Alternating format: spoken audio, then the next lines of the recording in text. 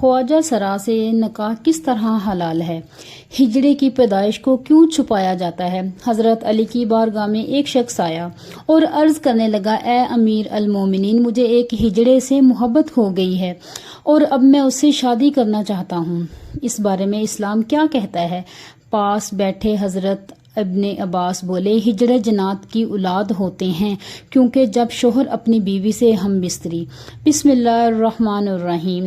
ناظرین، ہم سب جانتے ہیں کہ اس دنیا میں مرد اور عورت کی جنس کے علاوہ ایک تیسری جنس بھی پائی جاتی ہے جسے اردو میں خواجہ سرا یعنی ہجڑا، خسرا، نخواں جبکہ عربی میں مخصوص کہا جاتا ہے۔ اب سوال یہ پیدا ہوتا ہے کہ اللہ پاک نے قرآن کریم میں اشرف المخلوقات میں شامل اس تیسری جنس کو کیوں مخاطب نہ کیا؟ شادی شدہ جوڑے کون سی ایسی غلطیاں کرتے ہیں کہ ان کے ہاں خواجہ سرا پیدا ہو جاتے ہیں؟ کیا خواجہ سرا اسلام میں شادی کی اجازت دی گئی ہے؟ آئیں چلتے ہیں پہلے سوال کے جواب کی طرف۔ بے شک اللہ پاک ہی ساری کائنات کا خالق و مالک ہے، پھر ایسے کیسے ہو سکتا ہے کہ وہ اپنی مخلوق میں اس تیسری جنس کا ذکر نظر انداز کر دے؟ یہ محض ایک غلط فہمی ہے جو کہ مذہبی اور معاشرتی اکابرین نے ہمارے اندر پیدا کی ہوئی ہے۔ آئیے اس مسئلے کا حل کے لیے مشہور سائنسدان ہیری کلین فلٹر کی تحریری کو دیکھتے ہیں۔ اس نے ایک بیماری دریافت کی جس کا نام اس نے اپنے نام پر یعنی کلین فلٹر سنڈروم رکھا۔ اس بیماری کے مطابق عورت اور مرد کی طرح خواجہ سرا کوئی تیسری جنس نہیں ہے بلکہ یہ ایک جسمانی بیماری ہے۔ اللہ تعالیٰ نے انسان کو مرد اور عورت کے ہی روپ میں پیدا کیا ہے، لیکن جس طرح دیگر پیدائشی بیماریوں کی وجہ سے بچہ اندھا، گونگا اور بہرا پیدا ہو سکتا ہے، تو اسی طرح کروموسوم ایکس اور وائی کی تعداد کے مطابقت کی وجہ سے بچے کی جنس کا تعین بھی نہیں پا پاتا، جس سے بچہ پیدائشی طور پر اب نارمل پیدا ہو جاتا ہے۔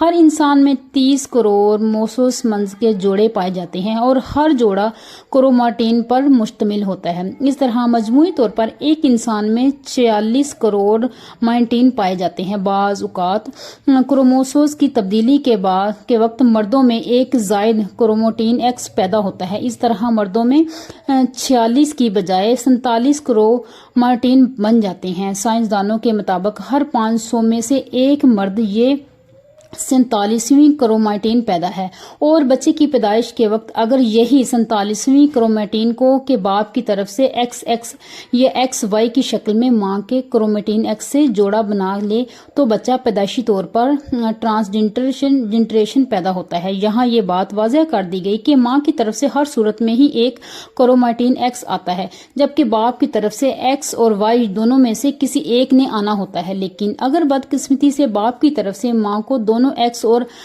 وائی مل جائے تو پھر وہ ماں کے ایکس کے ساتھ مل کر ایک ایسا بچہ پیدا کرتے ہیں کہ جس طرح زندگی سزا بچے اور ماں کو دی جاتی ہے، جبکہ یہ تحفہ تو باپ کا ہوتا ہے۔ لیکن اسلامی نقطہ نظر سے امام ابو الفراح طرطوسی کتاب التحریم الفحش میں حضرت ابن عباس سے ایک نقل روایت کرتے ہیں کہ حضرت ابن عباس نے فرمایا کہ ہجڑے جنات کی اولاد ہیں۔ کسی نے حضرت ابن عباس سے دریافت کیا کہ یہ کیسے ہو سکتا ہے، تو آپ نے فرمایا کہ اللہ تعالیٰ اور اس کے رسول نے آدمی کو حالت حیض میں بیوی سے مباشرت کرنے سے منع کیا ہے۔ جبکہ آدمی حالت حیض میں بیوی کے پاس آتا ہے تو شیطان عورت کی طرف آدمی سے پہلے پہنچ جاتا ہے۔ اس لیے ہمارے پیارے نبی حضرت محمد صلی اللہ علیہ وآلہ وسلم نے فرمایا کہ جب تم میں سے کوئی اپنی بیوی کے پاس جائے تو دعا پڑھ لیا کرو، اور وہ دعا اللہ تعالیٰ کے نام کی مدد سے اسے اللہ ہمیشہ شیطان سے محفوظ رکھے اور ہماری اولاد کو بھی شیطان کے شر سے محفوظ فرمائے، آمین۔ اس طرح شیطان انسان کو کوئی بھی نقصان نہیں پہنچا سکتا۔ قرآن کریم کی سورۃ الشواری میں ہے اللہ اپنی حامقیات بیان کرتے ہوئے اور ارشاد فرماتا ہے کہ بے شک آسمان اور زمین کی حکومت اللہ ہی کے لیے ہے، وہ جو چاہتا ہے کرتا ہے، وہ جو چاہے کر سکتا ہے، بیٹا عطا کرتا ہے جسے چاہے، بیٹیاں عطا کرتا ہے، وہ جسے چاہے ملا جلا کر عطا کرتا ہے، اور وہ جسے چاہتا ہے بے اولاد رکھتا ہے۔ وہ تو جاننے والا ہے، قدرت رکھنے والا ہے۔ ہمارا یہ ایمان ہے کہ اللہ ہر چیز کا مالک ہے، وہ جو چاہتا ہے کرتا ہے اور کسی پر ظلم نہیں کرتا۔ آئیں اب تیسرے سوال کا جواب دیتے ہیں کہ ہجڑے سے شادی کی جا سکتی ہے یا نہیں۔ بات یہ ہے کہ ہجڑے کوئی الگ مخلوق نہیں ہوتے بلکہ وہ بھی انسان ہی ہوتے ہیں۔ خلقی اور اوصاف کے اعتبار سے ان میں سے بعض مردانہ اوصاف سے محروم ہوتے ہیں اور بعض زنانہ اوصاف سے۔ یہ انسان کی تخلیق کے وہ عیب ہیں جو اللہ نے ان میں سے ایسے ہی رکھے ہیں، جیسے ہم بعض لوگوں کو انسانی اعضاء سے معذور پاتے ہیں۔ یہ نقصائص امتحان کے لیے انسان میں رکھے جاتے ہیں۔ ایک انسان جو کہ معذور ہونے کے باوجود کامل عقل شعور رکھتا ہے تو یہ اس کا صبر کا امتحان ہے۔ جس شخص میں مرد و عورت کی علامت بالکل مساوی ہو، اس سے کسی لڑکے یا لڑکی کا نکاح شرعی جائز نہیں۔ البتہ خنثی غیر مشکل یعنی وہ خنثی کے جس میں مردانہ قوی اور علامت غالب ہو تو شرع عام مشہور ہونے کی وجہ سے اس کا کسی لڑکی سے نکاح، اور اگر اس میں زنانہ صلاحیتیں اور علامات غالب ہوں تو اس کسی مرد سے نکاح شرعی بھی جائز اور درست ہوگا۔ ایک دفعہ ایک شخص باب امیر المومنین حضرت علی کے دربار میں حاضر ہوا اور عرض کرنے لگا، اے امیر المومنین، میرا بھائی ایک خواجہ سرا کی محبت میں گرفتار ہو گیا ہے۔ جب ہم نے اس کو اس مکروہ عمل سے باز رکھنے کی کوشش کی تو اس نے اس محنت سے شادی کر لی۔ اب آپ بتائیں کہ کیا یہ نکاح جائز ہے؟ جب یہ معاملہ حضرت علی کے سامنے پیش کیا گیا تو آپ نے خواجہ سرا سے دریافت کیا کہ ہم تمہاری مشابہت مرد کی طرح ہے یا عورت جیسی ہے؟ خواجہ سرا نے بتایا کہ مجھ سے مرد اور عورت دونوں کی خصوصیت پائی جاتی ہے، مجھے ماہواری بھی آتی ہے اور میں مردوں کی طرح بھی زندگی گزارتا ہوں۔